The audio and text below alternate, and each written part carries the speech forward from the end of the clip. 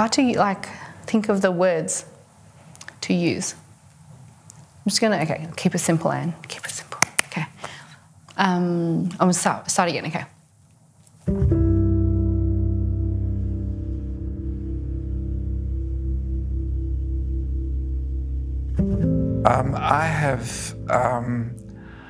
I've been diagnosed with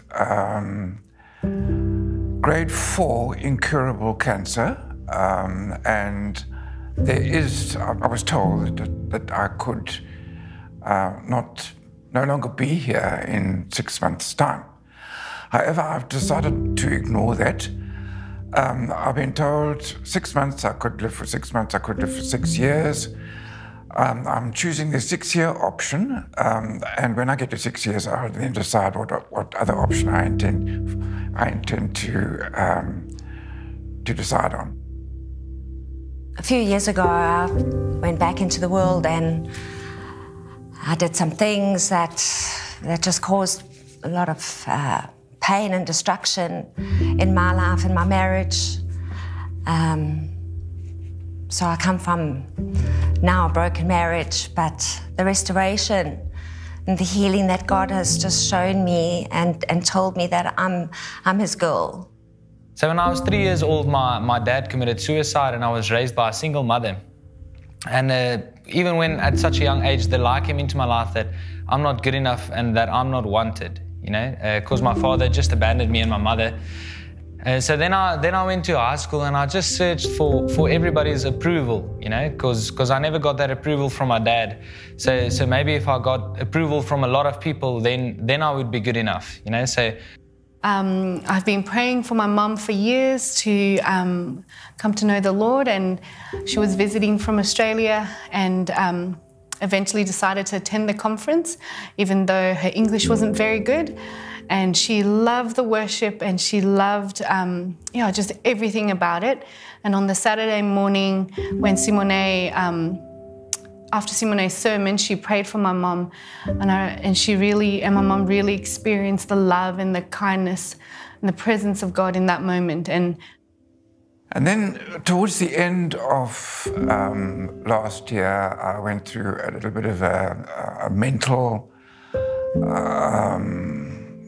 health problem. And nonetheless, people were coming and they were saying, they'd bring food around and they would say, we're so sorry, how are you feeling, we're praying for you. And everybody would leave saying, they're going to pray for me. And I thought to myself, you know, maybe I should just get off my butt and pray for myself, which I haven't been doing. So the day that I came back to church, there was this burning in me to just find my father. And I walked into the doors, the back door and the entrance, and I just saw this on the wall, restoration. And it was just in my spirit, it was, God just said, this is home. This is where you belong. This is where I'm going to restore you. I'm going to take you back. And I went and sat in the Dolphin Watch or the Whale Watch place that looks over the sea. And I thought, okay, maybe I needed to kill time. So I sat there, and for some reason or other, I took out my phone, which I know I don't really like the phone.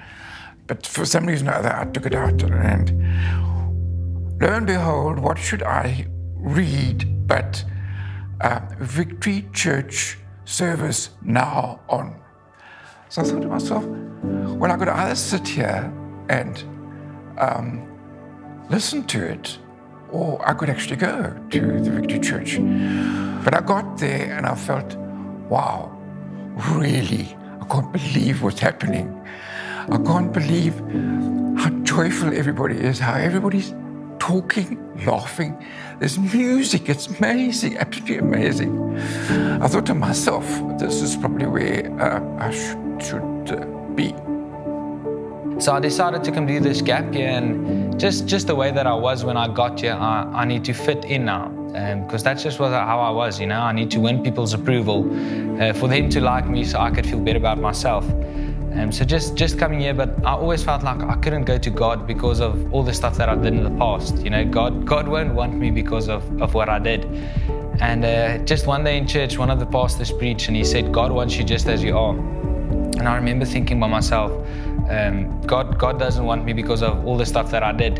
And I just basically went to the front of the church and people just prayed and trusted with me. And yeah, that day I gave my heart and my life to Jesus and just said, Jesus, this is what I am, and this is what you have to work with.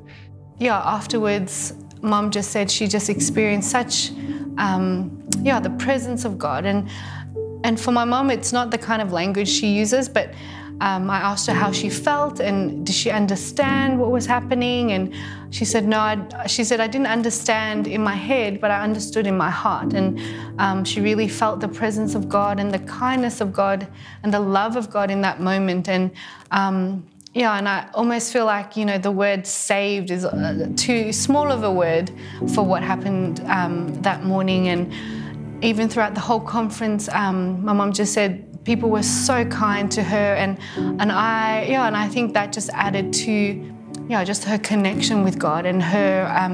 And I started coming to church regularly. Gosper and I am now part of a cell group, of which and Gosper and Anna Marie are my mentors. And if I may mention the Vermoetens, Arnold and his wife Mariette. Arnold Vermoeten is a doctor and he practices in Canada. And my sessions with the hospital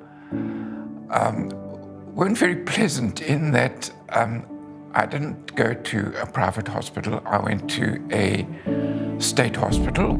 Being a state hospital, you don't always see the same person at the same time. In fact, you're lucky if you see two people. You can go there like 30 times and you will never ever see the same person. Very seldom anyhow. Which presented a bit of a problem in that I a little bit hard of hearing. I can't understand people. I probably do a little bit of lip reading. So if somebody has a mask on, I have no idea what they're saying. So I'm meeting people from different countries. They speak with different accents, dialects, and I'm talking to them, but I have no idea what they're saying. They are telling me what my diagnosis is, and they are telling me, but I don't really know. This is where Arnold came in. He actually started coming with me. And he was able to ask pertinent questions and also tell me what they're saying, which just made it so much easier. Just thank you, Arnold. He and I have subsequently probably become very good friends. He's never let me go. Even when I ran away and I went my own way and I walked different paths, God's just always had his hand on my life, and the renewing and the restoring and the restoration. I want to encourage anyone who hears my testimony to just go back to that place where you find God's heart and you find your worth and you find your identity in him, not in man. And since that day, God just completely started working in my heart and just recovered so many lives and just restored it with the truth, you know, that I am good enough and that I am wanted.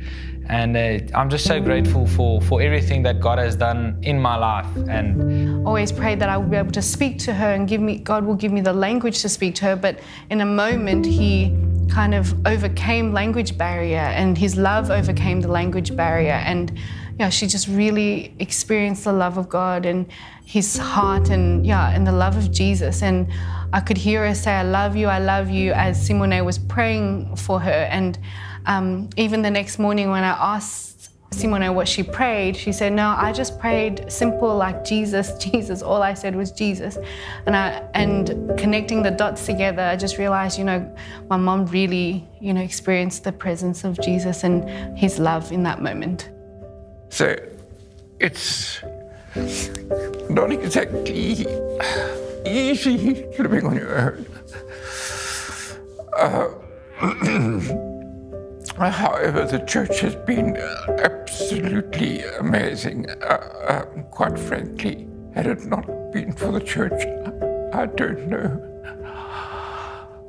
how I would have survived. The church has been there for me.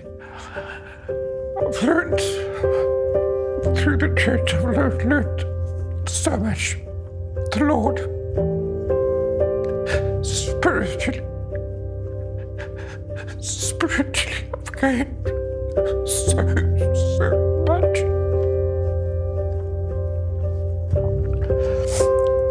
I was looking at my diary this morning and I just noticed that it's been full circle. This month, October, is when I gave my life back to the Lord. And I can say that in a year, what God's done in me, through me, the testimony that I've shared with people and of God's greatness and his goodness.